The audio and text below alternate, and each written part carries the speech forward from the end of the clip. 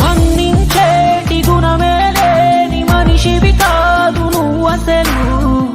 దేవతల జాతిను ఎందుకే ఈ తగు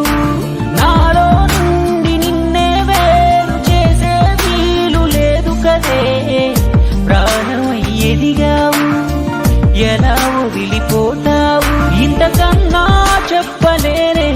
నా హృదయం విప్పలేనే నువ్వు తప్ప ఏమీ లేని మామూలు మనిషినే నీ రకనకు చీకటింట దీపంగా నన్ను చూడమాకు పట్టరాని కోపంగా నిన్ను మా అమ్మ కన్నా పురూపంగా అనుకున్నానుగా నీ నవ్వులేని చోటు నాకు నరకంగా ఎన్ని పువ్వులున్న ఎడారే ఎదురుంగా నా తప్పు నేను ఒప్పుకుంటున్నాగా కరుణించవే దేవతగా